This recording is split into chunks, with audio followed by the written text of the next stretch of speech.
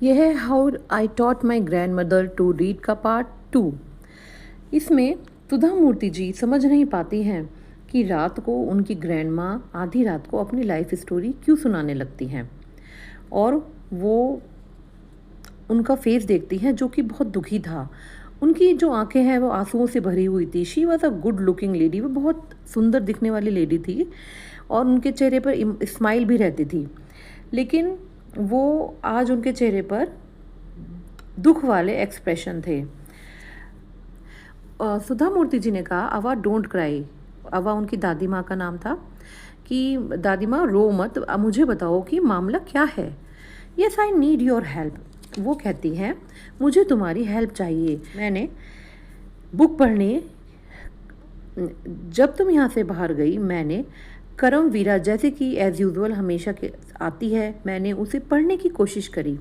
मैंने मैगज़ीन को खोला, लेकिन मैं पढ़ने में असमर्थ थी और मैं तुम्हारा वेट करती रही, तुम्हारे आने का उत्सुकता से इंतज़ार करती रही। मैंने बहुत कोशिश की, मैंने सोचा कि मैं गाँव वालों से पढ़वा लेती हूँ, लेकिन मैंने ऐसा नहीं किया क्योंकि मुझे बहुत एम्बेरस फील हुआ, मुझे बहुत बुरा फील दिया। अब मैं चाहती हूँ कि मैं खुद सेल्फ इंडिपेंडेंट हूँ, यानी कि मैं स्वतंत्र रूप से खुद ही पढ़ लिख सकूँ।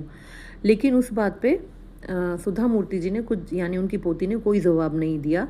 अवा यानी कि उनकी दादी लगातार बोलती रही और उन्होंने कहा कि मैंने डिसाइड कर लिया है कि मैं सरस्वती पूजा वाले दिन, दशहरा पर जो उन्होंने आखिरी दिन दिया है, इस समय तक मैं अपनी पढ़ाई लिखाई पूरी कर कर नॉवल पढ़कर दिखा दूंगी और स्वतंत्र हो जाऊंगी पढ़ने के लिए।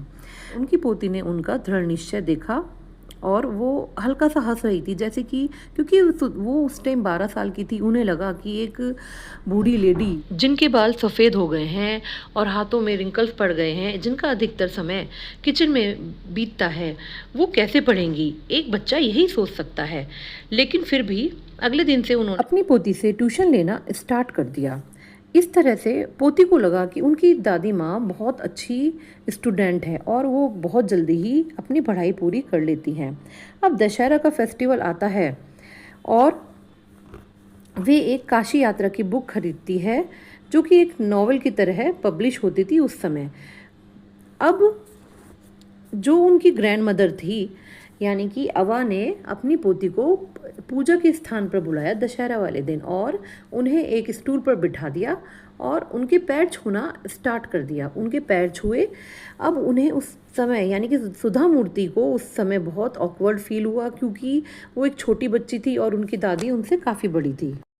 उनकी पोती यह देखकर कि दादी पैर छू रही है, उनकी पोती बहुत आश्चर्यचकित हो गई थी, क्योंकि एक बड़ा व्यक्ति उसके पैर छू रहा था।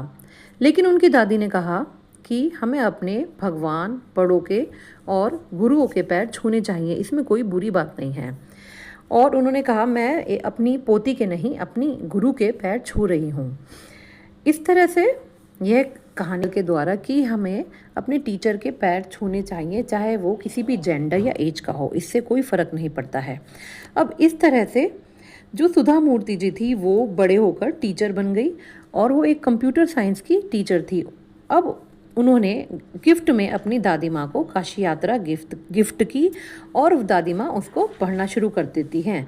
इस तरह से वे जानती थी कि मेरी स्टूडेंट पढ़ाई लिखाई करने में निपुण हो गई है और उन्होंने अच्छे से सफलता प्राप्त कर ली है। ये था how I taught my grandmother to read का पार्ट 2। इसमें सुधा मूर्ति जी